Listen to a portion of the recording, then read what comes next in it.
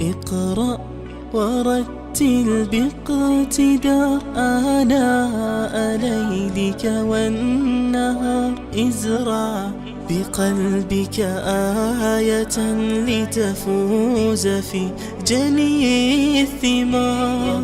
طب حياتك إنها بالذكر زاهية المنى. قوم لسانك مبحرا معنا على تاج الوقار.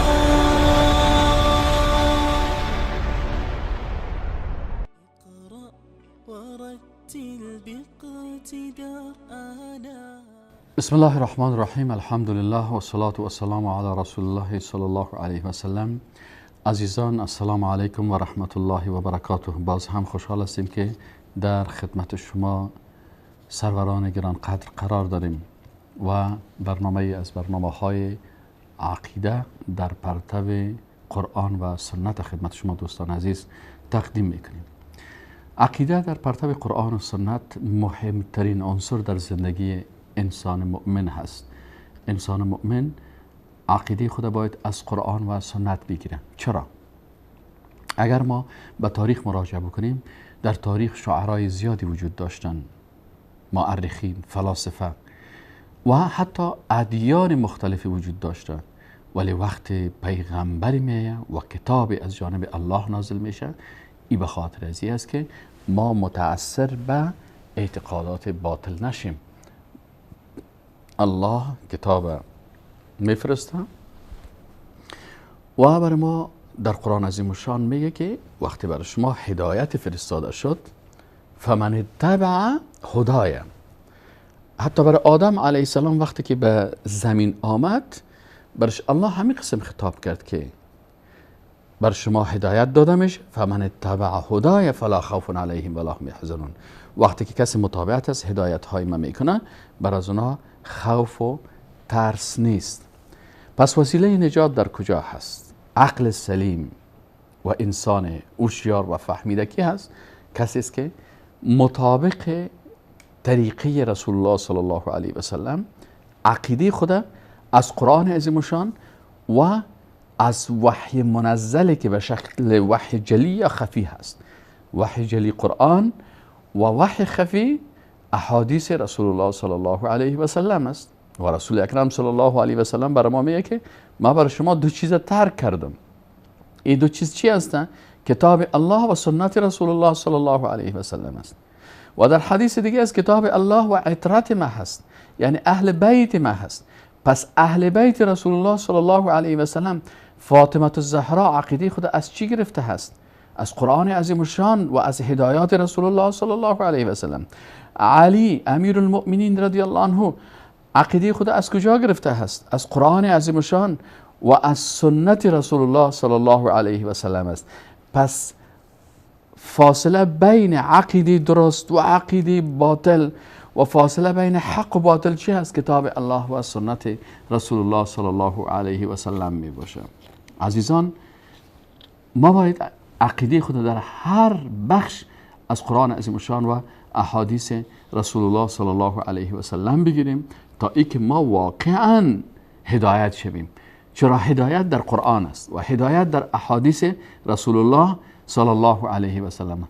و کسی که هدایت بغیر از کتاب الله و سنت رسول الله میجوید، او راه هدایت نیست. چون رسول الله صلی الله علیه و سلم گفته که لن تضلوا، هرگز گمراه نمیشین وقتی شما تمسک به کتاب الله و سنت رسول الله صلی الله علیه و سلم بگذارین. عزیزان، موضوع برنامه امروز ما توحید در تقرب جویی هست. اینجا دو نقطه را سرش بحث میکنیم. اول ای که قریب بودن خالق متعال سبحانه و تعالی، یعنی یک انسان مسلمان موحد یکتاپرست که عقیده خود از قرآن عظیم الشان و احادیث رسول الله صلی الله علیه و سلم میگیره، این عقیده داره که ای الله سبحانه و تعالی با او بسیار قریب و نزدیک است و آیات قرآن امیر میگه الله به بنده هاش نزدیک است. ولی مهمی است که نزدیکی الله را با نزدیکی مخلوق تشبیه نکنیم.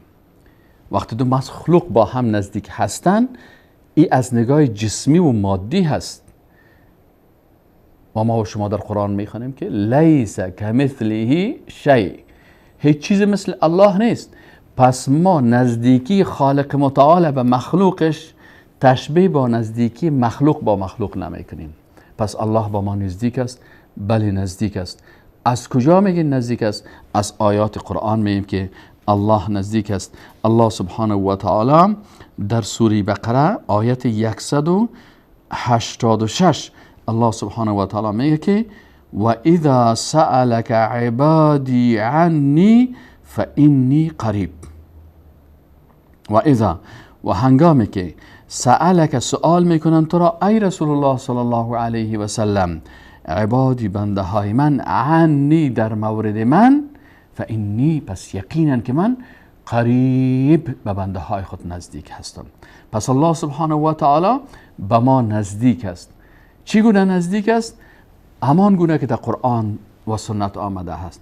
با ما با علم خود نزدیک است، با قدرت خود نزدیک است. ای که عالم الغیب است، همه آنچه که ما میکنیم او میدانه. و در آیت دیگه قرآن میگه و نحن اقرب الیه من حبل الورید، از شارک گردن شما، چون شارک گردن ما برای ما نزدیک است، لکن این شارک گردن آنچه در قلب ماست او را نمیدانه. الله عالم الغیب است، آنچه در قلب ما هست او را میدانه. پس الله و نحن اقرب الیه من حبل الورید، الله بر ما نزدیک است و چون ذات است که به ما نزدیک است، بنابراین ما نیازها و خواسته ها و تقاضاهای خود باید بر الله بگوییم. یک نقطه بسیار دقیقه که در این آیت شریف و اذا سألک عبادی عنی فإنی قریب، مفسرین میگن این هست که میگن که شما آیات دیگه رو ببینید که وقت سوال میشه از رسول الله صلی الله علیه و سلم و یسألونک عن المحیض، برش میگه یا رسول الله صلی، از تو سوال میکنن در مورد محیض، در مورد حیض، عادات ماهوار خانم ها. باز بر رسول الله صلی میگه قل تو بگو برشان، قل بگو برشان هو اذن. و یسألونک عن الروح، از تو سوال میکنن درباره روح، قل ای رسول الله صلی، قل بگو برشان. اما بیاین در قسمت این آیت شریف که مربوط به قرب الهی هست، الله سبحانه و تعالی میگه و اذا سألک عبادی عنی، اینجا قل نگفت. چرا؟ حکمت در چی هست؟ حکمت اینجاست که اینجا بنده مستقیما باید عقیده داشته باشه که به الله نزدیک است.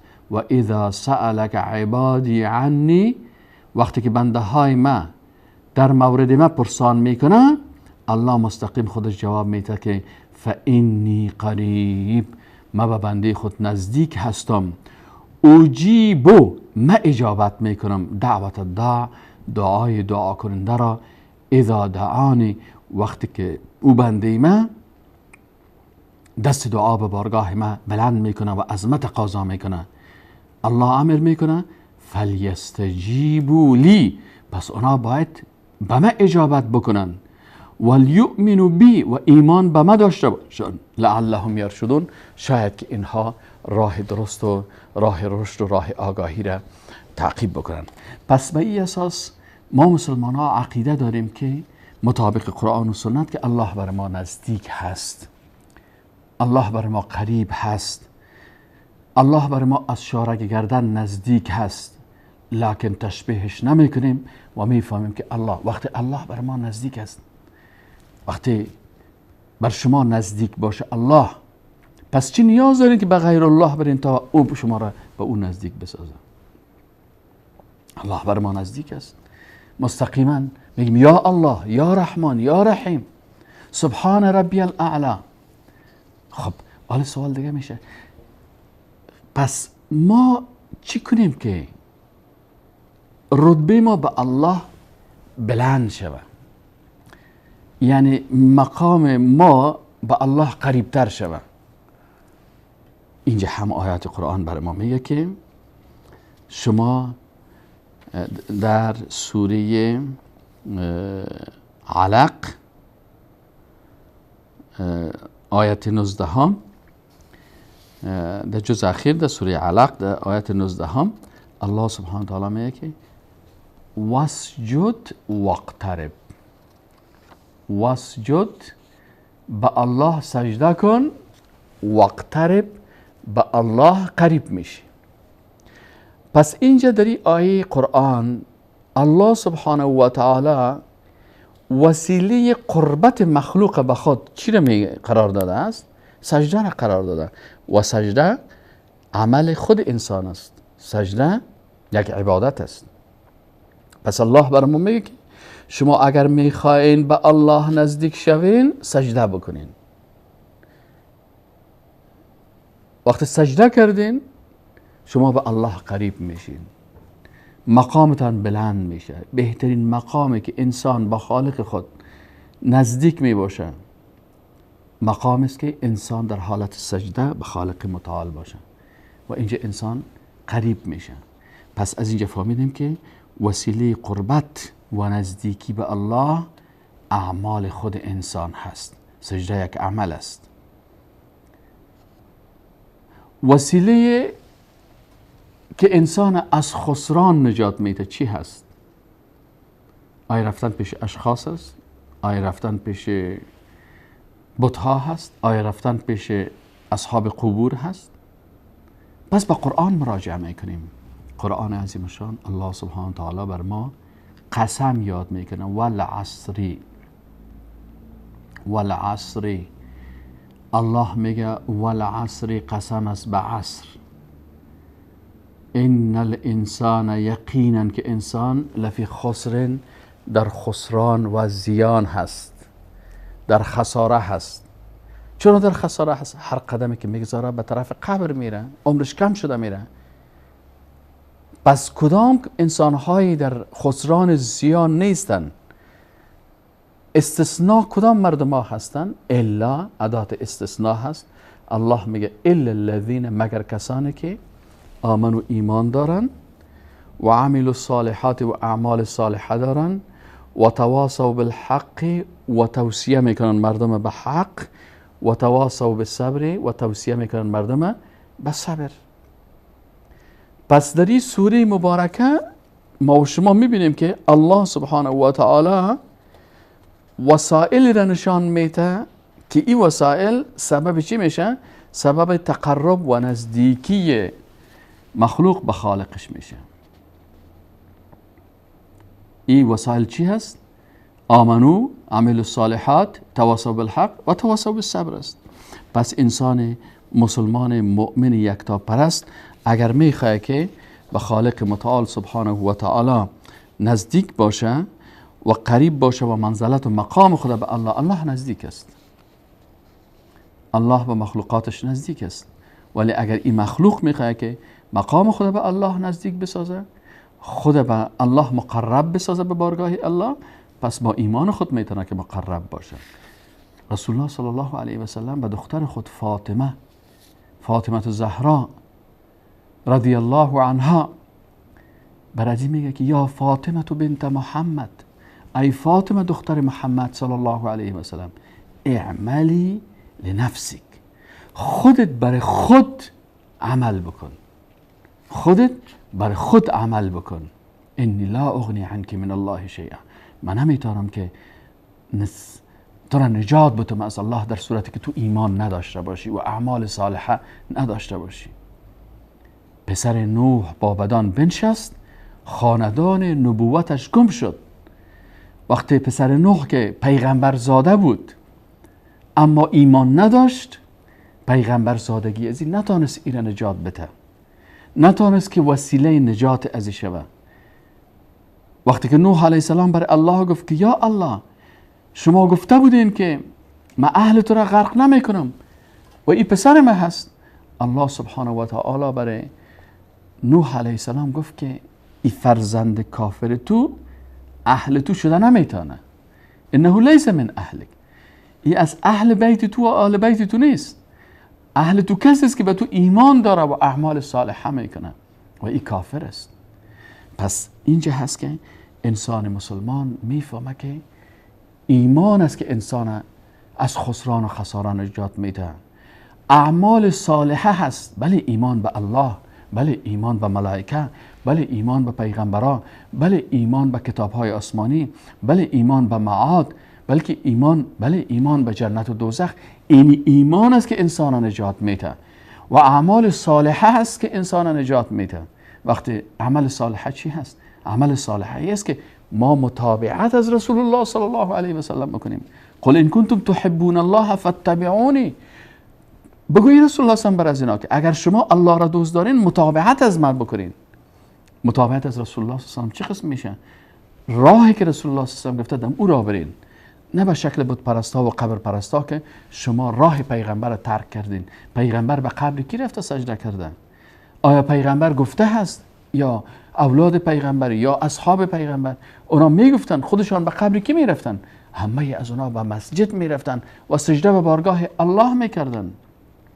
و حتی پیغمبر صلی الله علیه و سلم گفت لعن الله الیهود و النصارى، الله یهود و نصارا را لعنت کرد. چرا اینا را لعنت کرد؟ اتخذوا قبور انبیائهم مساجد، اینا قبرهای پیغمبرای خود سجدگاه قرار دادن، به پیغمبرها سجده و رکوع میکردن. بناهن راه درست قربت نزدیکی به الله چی است؟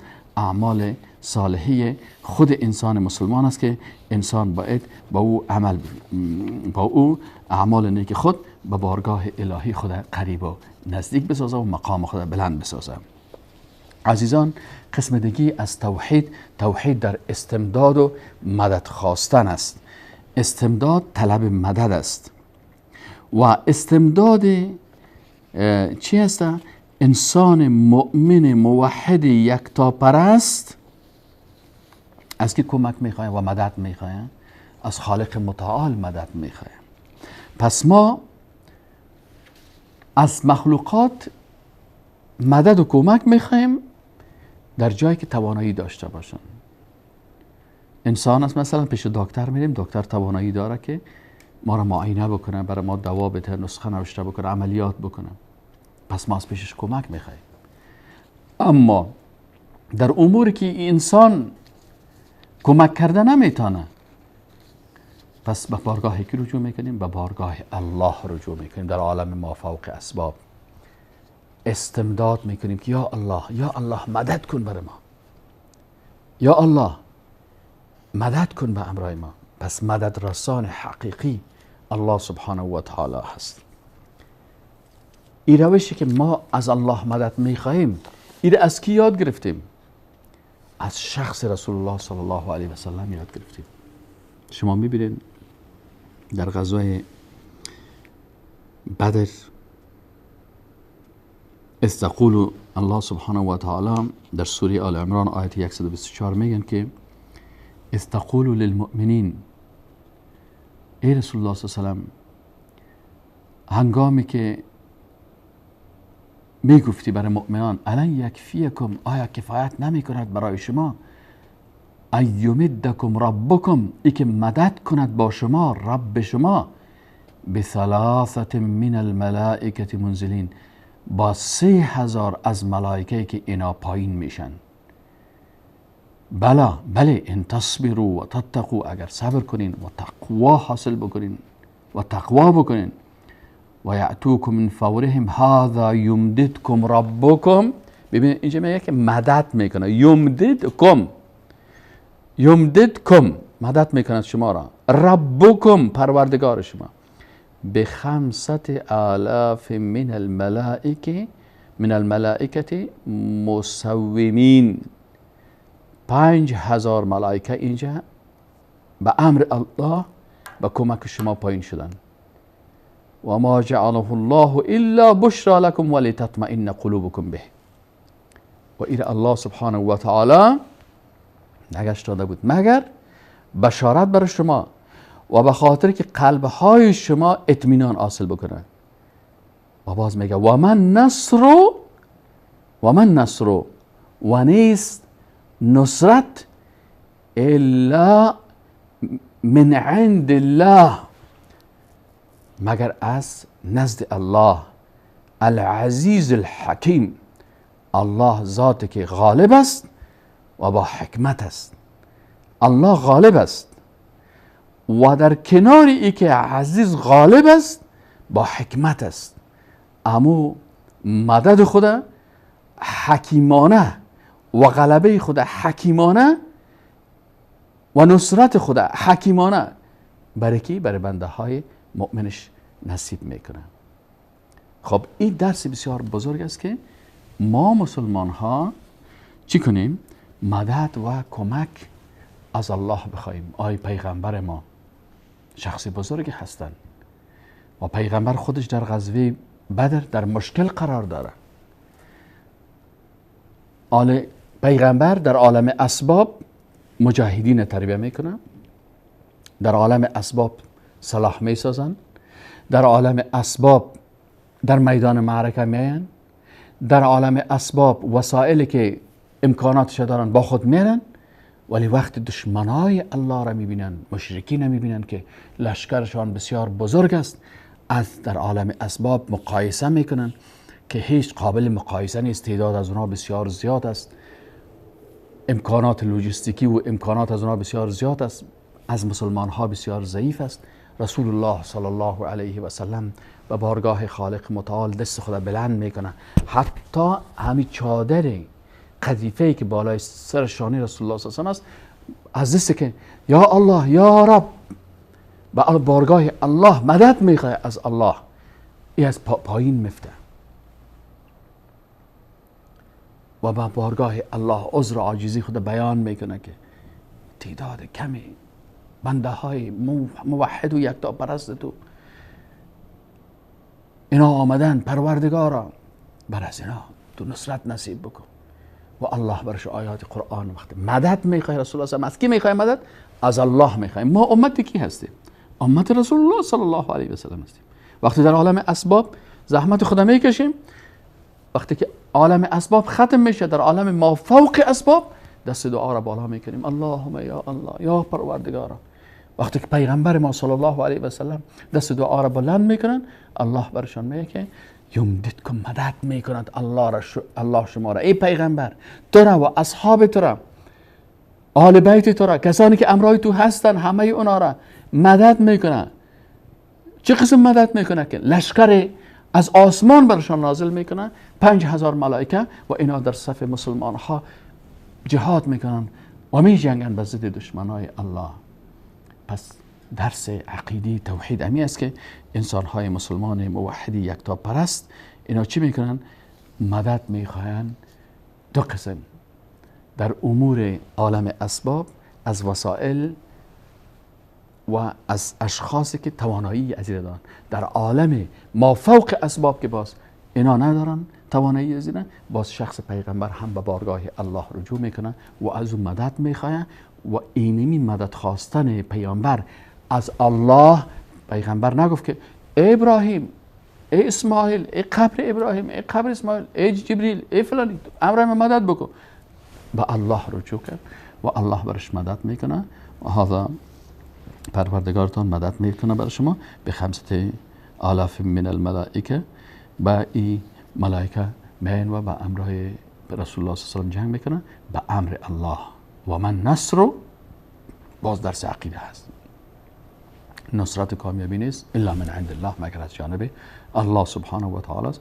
الله متعال ما و شما را توفیق بده که ما تمامی امور اعتقادی خودم مطابق کتاب الله و سنت رسول الله صلی الله علیه و سلم، بدون تکبر و تعصب به قوم یا زبان یا مذهب، فقط پیروی حقیقی کتاب الله و سنت رسول الله صلی الله علیه و سلم باشیم، تا ای که در روز قیامت در جمله کسانی باشیم که مع النبیین و الصدیقین و الشهداء و الصالحین. الله ما شما را حشر بکنه به امرای از اونا. و السلام علیکم و رحمت الله و برکاته. اقرأ ورتل باقتدار آناء ليلك والنهار، ازرع بقلبك آية لتفوز في جني الثمار. طب حياتك إنها بالذكر زاهية المنى، قوم لسانك مبحرا معنا على تاج الوقار.